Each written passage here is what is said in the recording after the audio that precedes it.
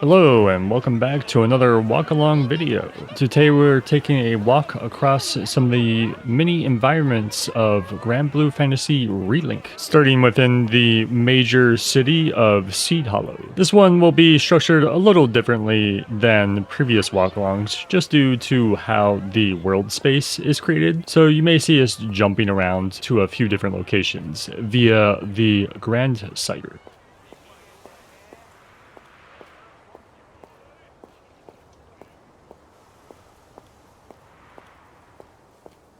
Over here off in the distance, you can see the palace, which unfortunately we do not have access to, but makes for a very pleasant vista.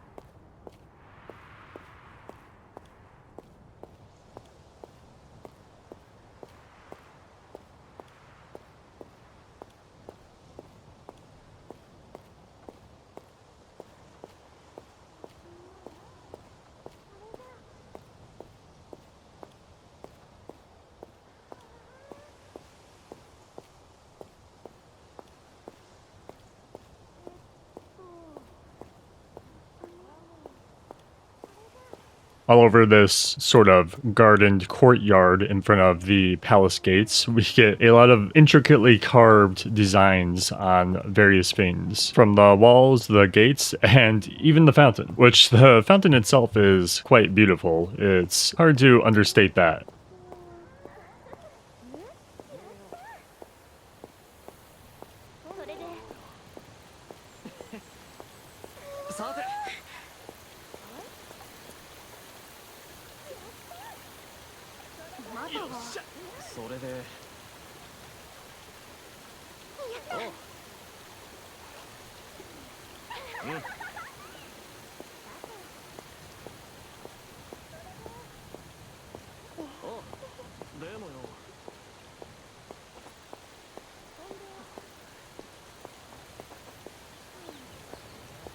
This game is originally based off a mobile gacha game falling under the name Granblue Fantasy, surprisingly. In this game, it has well over 250 characters and is still ongoing. Some people may actually be familiar with this studio through their other game, Umamusume Pretty Derby, the horse squirrel racing gacha game. Yep, that's right. The same studio made this very fun action RPG game. It's really cool to see a studio go and make a game with all their gacha money they've accumulated, as making this game will not even be amount to a fraction of what their mobile games make. And despite that, the game has been very successful and even now has this expansion that I've been hopelessly addicted to. I hope that at some point we see more gacha studios take fold with what we've seen here, as we've seen this happen with the same studio who created the game Stellar Blade, if you are familiar with that.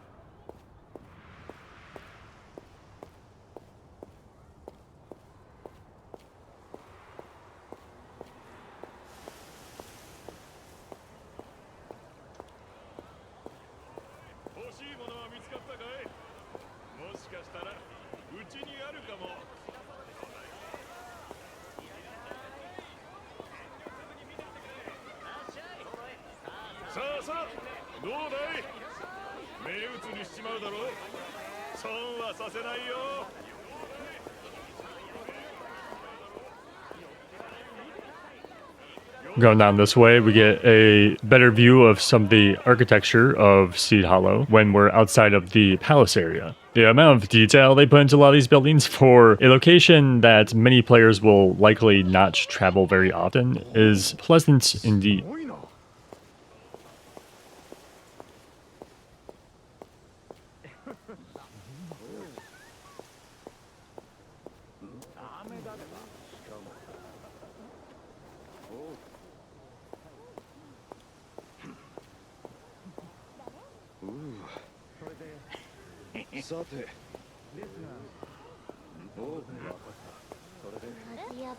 Here we have our friend Lyria, which we can ask her to take a little walk with us.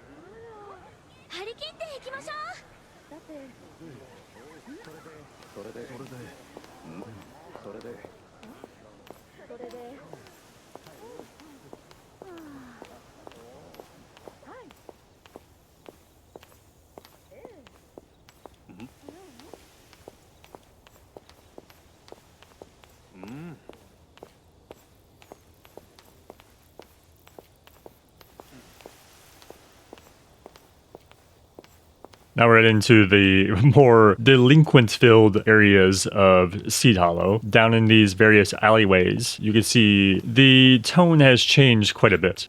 For how fantastical this universe is, the people are still without their conflicts.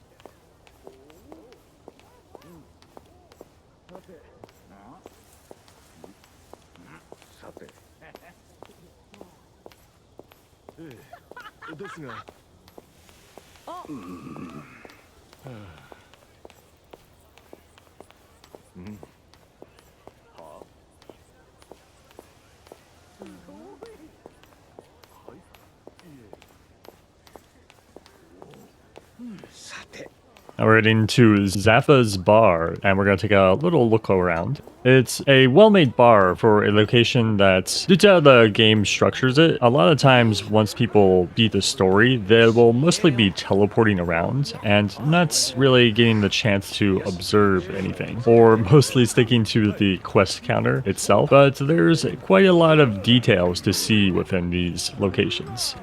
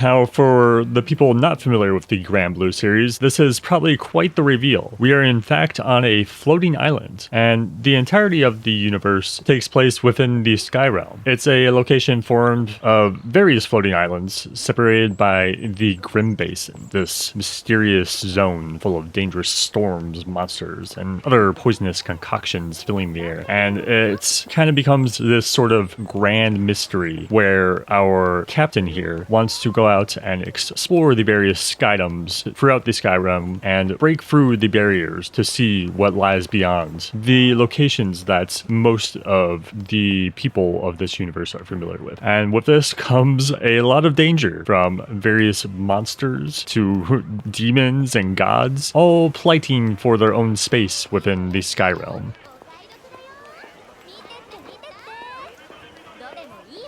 They do a great job here in the various shop stalls as we pass by them by making this city feel even more lived in than you would expect for the game's structuring.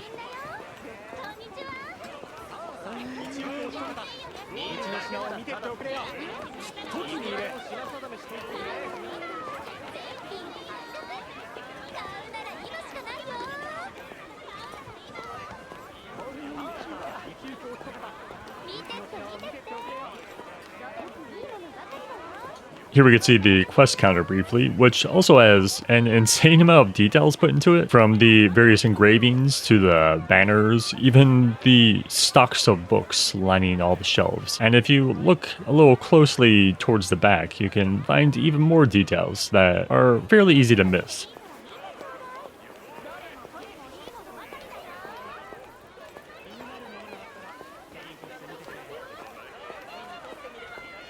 Here, heading over to the blacksmith, you can see even the floors themselves are of various engravings on them, which add just that bit of more detail that you wouldn't regularly expect in a video game, especially on the floors.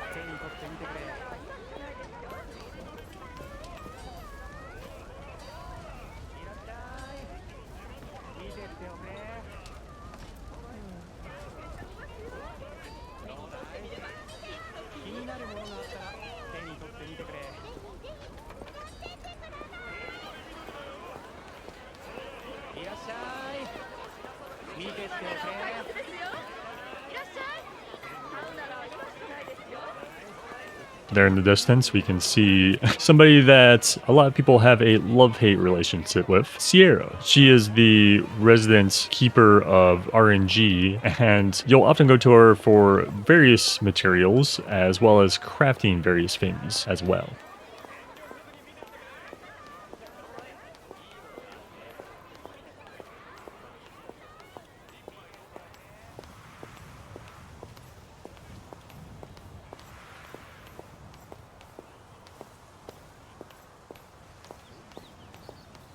Off in the distance here, you can see the Grandcypher, and that is our airship that we will be going on to our various locations as we travel across the Skydomes.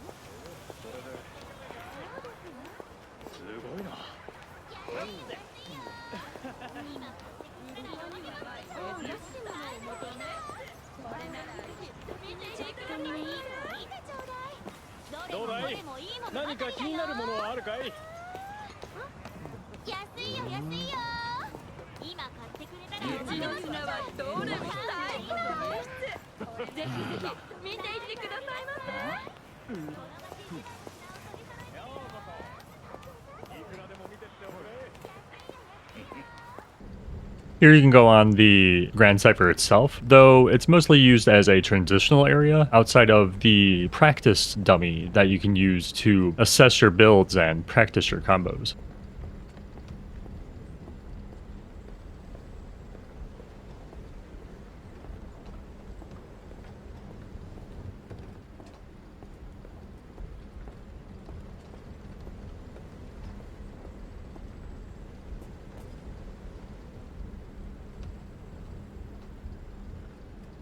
Now we're heading over to Dhali Island, and we will be observing the various ruins of the city of Valiant. This place will be jumping around a bit more because it's a lot more movement heavy than you would expect, with the various sliding that we get to do around throughout the desert.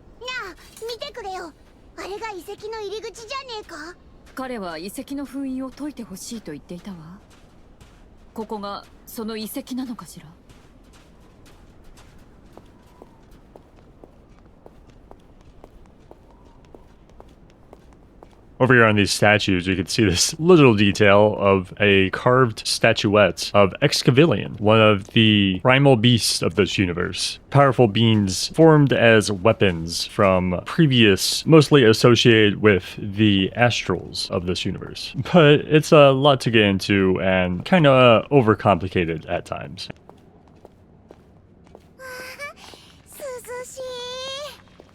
影に入るだけでこんなに違うなんてね。いつの時代の遺構だろうか。朽ちてはいるがそこまで古くはないよな。お宝がいくつも眠ってるってことは何かしら曰く付きの土地なんだろうな。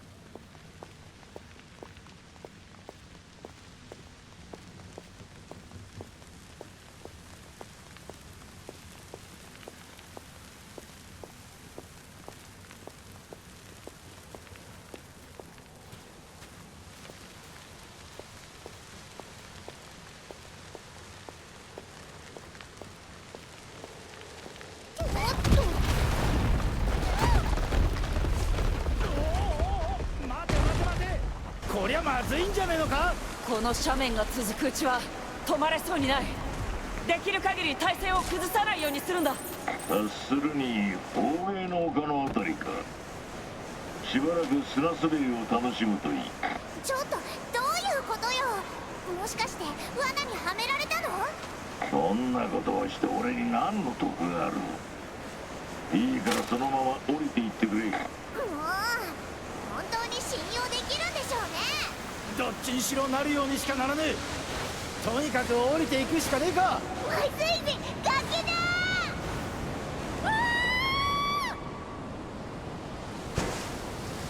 入れてやるんだ。多少根性があるところは見せてもらわねえとな。And now that we're in the city ruins proper, we get to see how you move about this massive desert area.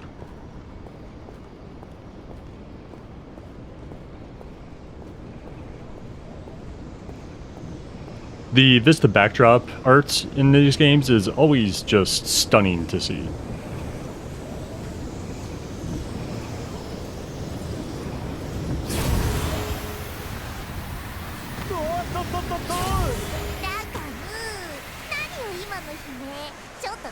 Ragnarok 体一つで飛び跳ねるのは慣れてねえんだよ。空飛ぶのはグランサイファーで十分だ。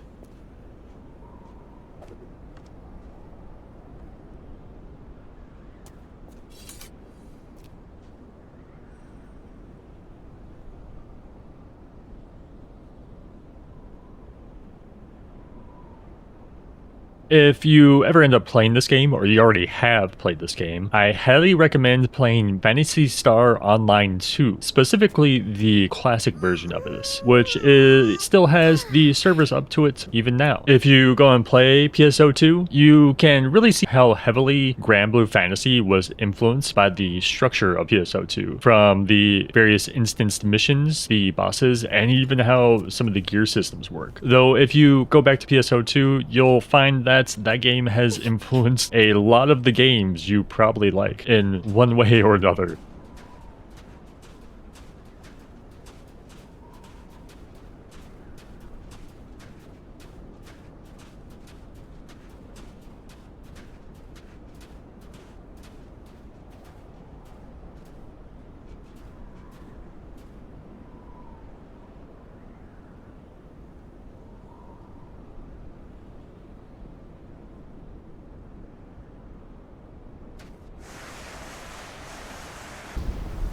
ど真ん中で光ってる床が見えるな。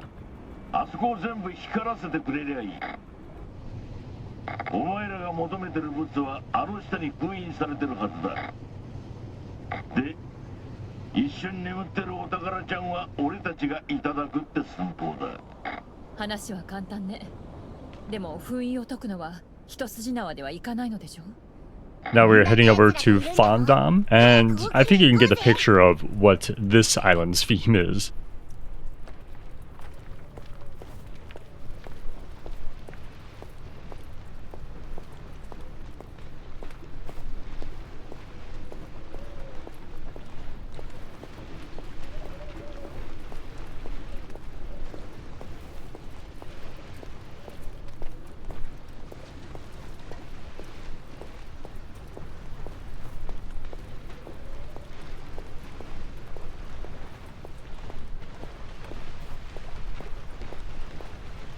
I love how the lava is handled in this game. You can hear it bubbling and crackling, and even the different speeds of lava and the consistency of how it's depicted make it feel accurate to how real-life lava acts, where lava is very inconsistent. Sometimes it's slow, sometimes it's fast. It all really depends on a lot of factors and outside influences affecting the lava source.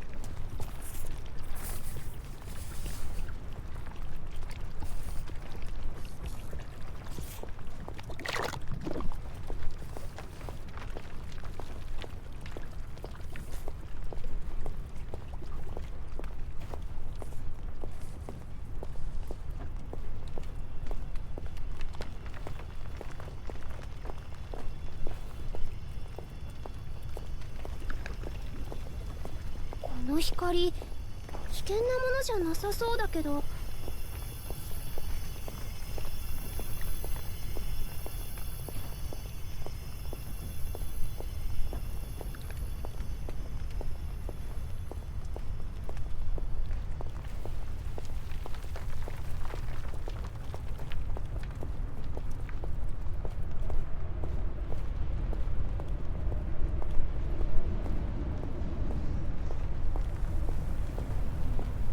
この気配、青少獣が近いわ。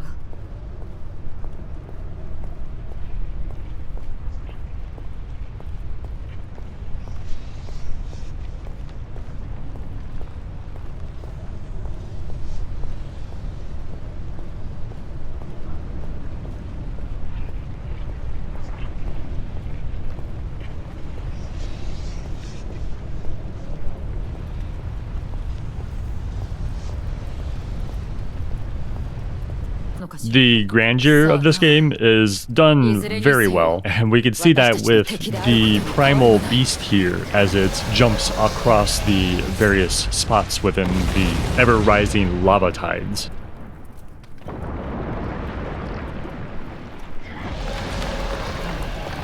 いつは火山の噴火が始まったか。足場を見て、マグマに沈んでいってる。とにかく目の前の道を進むしかねえ。それ以外は考えるな。あ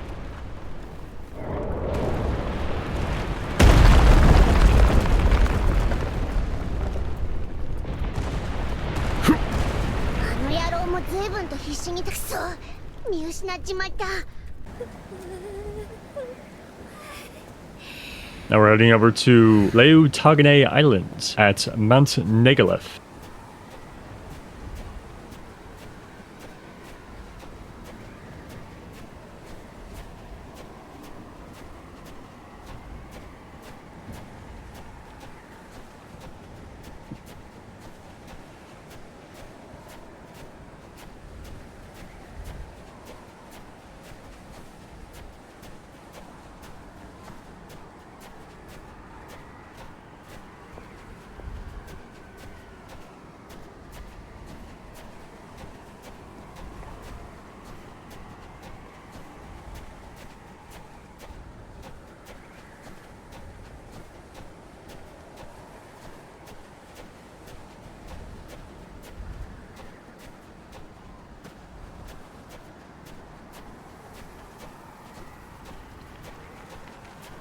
One thing I find that really stands out about this area is how they handle contrasting colors, and that we keep the same color palette relative with all these blues and whites, but then you have these highly saturated, strong whites that bring a lot of pop to the environment without making it feel like a foreign object has entered the environment.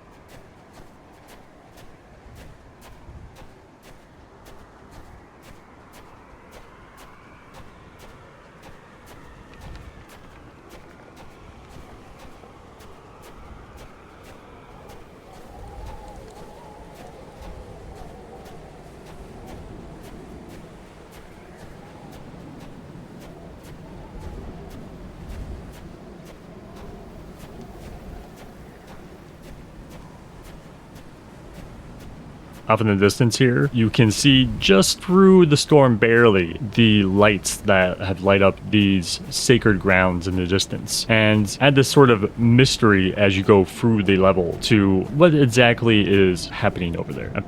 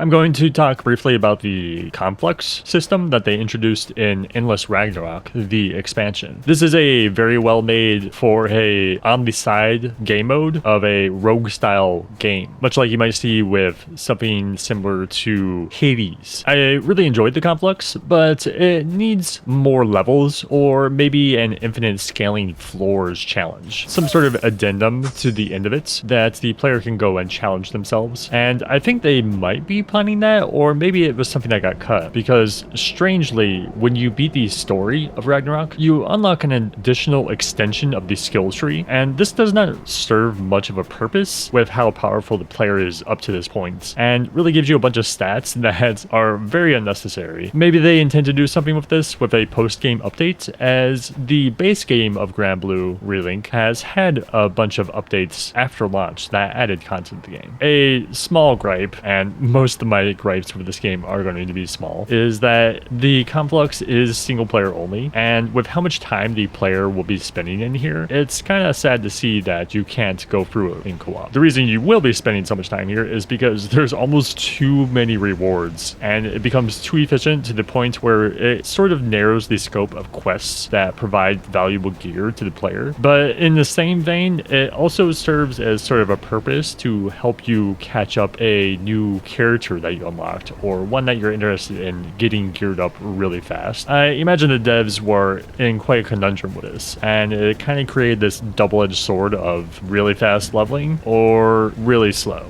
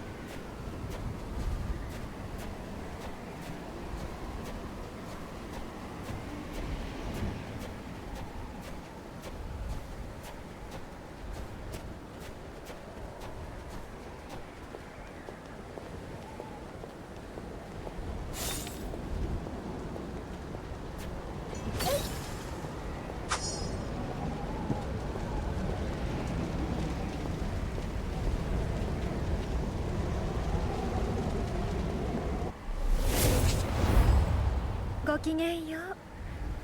あなた方に支援はございませんが、ごめん遊ばせ。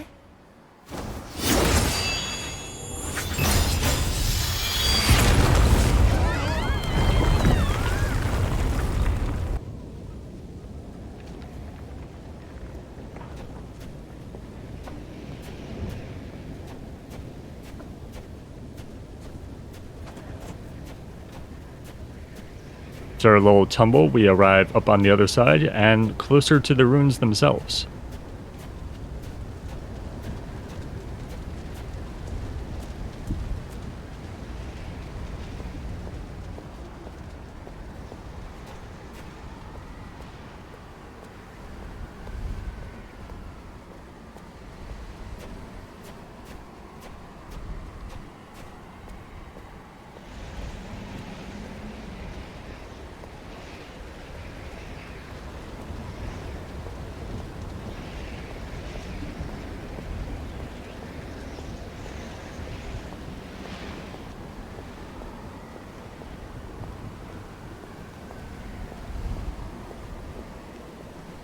I'd say that's enough for this area. It is quite freezing. Now let's head over to somewhere very comfy, the Ainsteddo Archipelago. This is one of the first locations to go to and one of the few open world areas that you can explore. But it's more to a lot more limited degree than you think. Think of it as like a small playground where you go and do the various main objectives and some few little hidden collectibles as well if you choose to explore.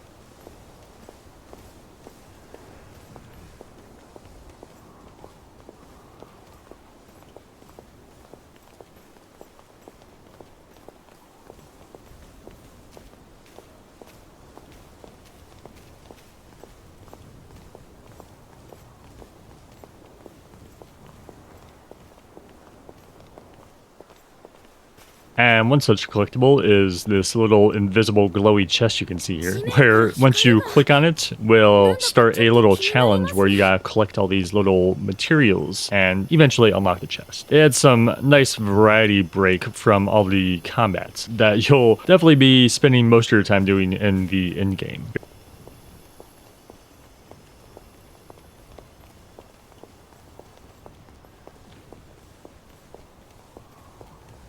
See this little windmill town all ablaze from the goblins that invaded this location.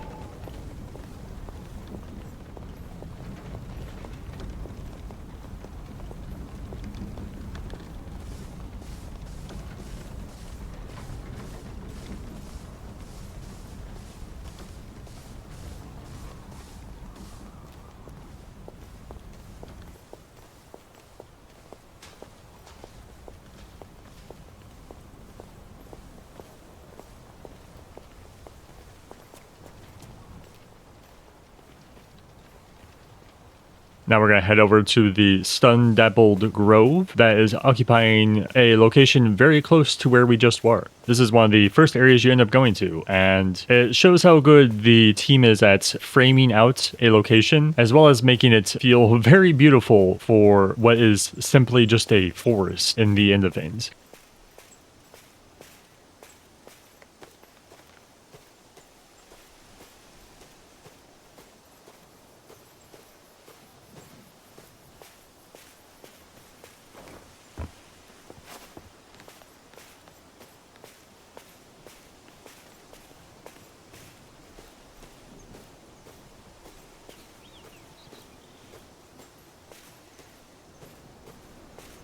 Once you beat the story of Granblue Ragnarok, you unlock a new difficulty called Defy Infinity, which is super boss versions of previous bosses you've already fought. I like how they handled this mechanic, as most of them have really interesting modifiers that require you to approach the fights differently than you might have previously done in the game, which allows the player to make new builds for individual counters. One such is the world, which has various stat modifiers based on if you are able to to perfect block some of its specific attacks, and doing so will make the fight way easier, and not doing so will make it potentially impossible, depending how good at the game you are and how well geared. Overall, just a very great way to reuse a boss, but make it fun and not just a HP stat bloat, which we often see with higher difficulties in a lot of games nowadays.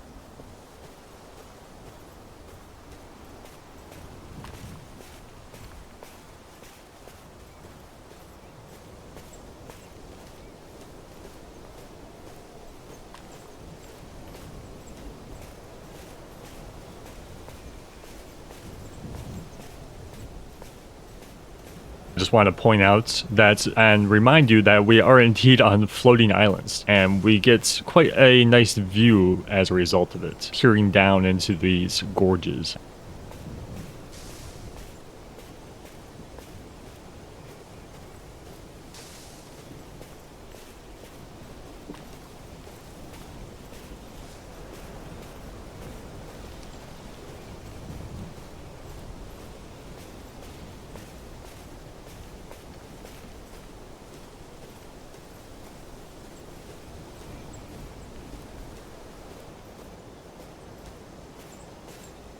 Now for the first town that we arrived to in the game, the town of Folca, a small town that is being overwatched by Seedhollow for the vast amount of mining resources that can be found within nearby.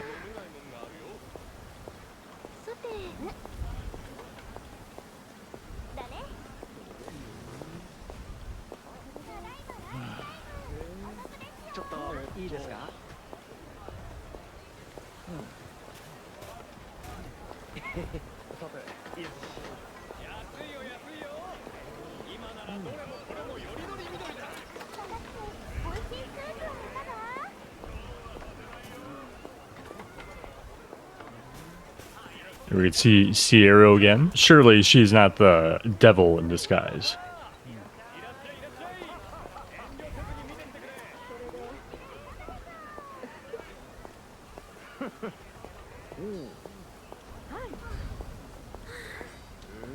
The much smaller but oddly more detailed smithy that we find in Folca. You can see all the various objects and clutter lining the walls, as they seem to have very little room to work, but make the best of it.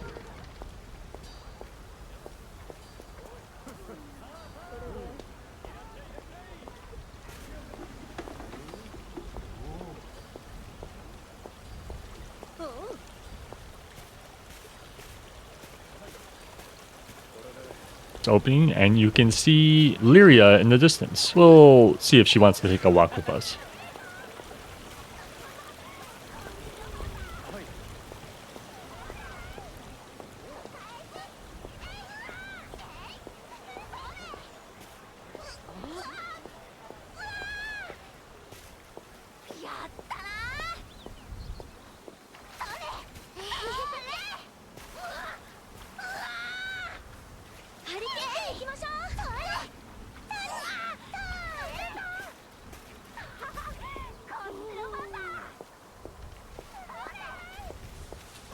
Even this little pond has so many little things going on around it that make it feel that much better than simply just having the pond sit by. We have all these NPCs interacting with it, which makes it seem like not just a body of water gating us from walking in the location, but rather something that everyone in the town is using and interacting with, just adding that extra bit of immersion.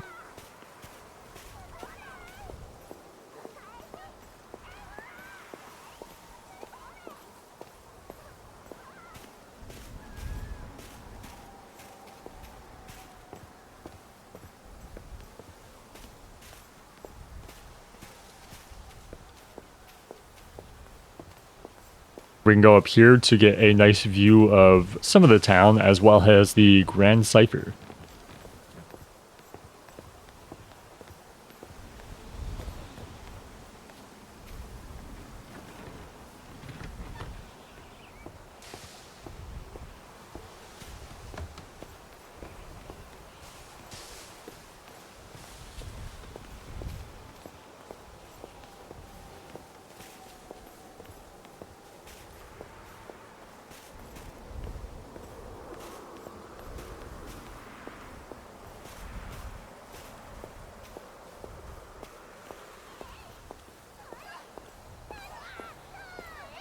The game has another system called Damage Cap, which is in the mobile gacha game as well. And in the gacha game, it serves more as a purpose to coerce the player into purchasing things that will make them more powerful. But in Granblue Fantasy Relink, the RPG we're looking at now, there are no microtransactions outside of a few recolored skins, and as well as there's no gacha system. The damage cap serves as a way to prevent the player from doing way too much damage in the form of various passive skills that you slot into your build in multiple different ways. While this is not needed for the base game if a player just wanted to play through the story and have fun, it will thereafter and takes up almost half of your character's build. This tends to end up causing builds to feel a bit sameish to a degree and sort of denies creativity, which is just kind of a small criticism I have about it. Eventually, the game, in Ragnarok specifically, unlocks a new system called Master Traits, and this helps alleviate the build diversity, which grants you access to various ways to modify how your character acts and interacts with their various skills. Personally, I would have liked to see them implement this damage cap system in a different way that allowed us to have a bit more build variety.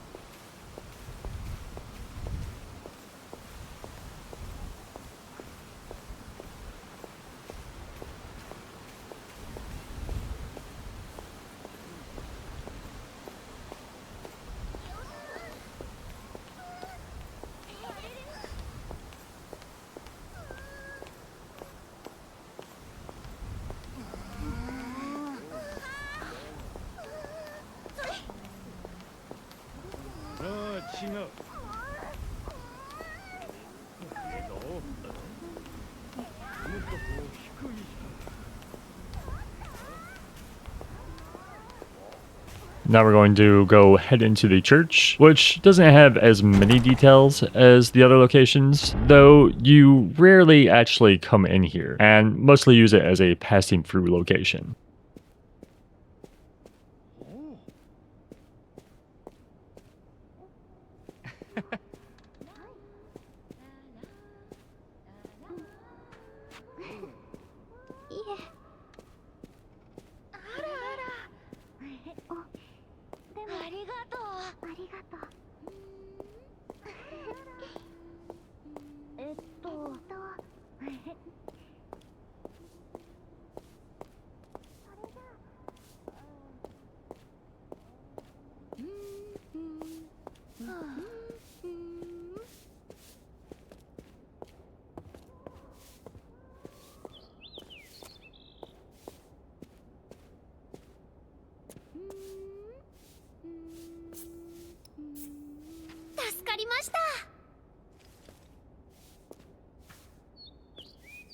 Well, that'll do it for this walk along. Thank you for joining me.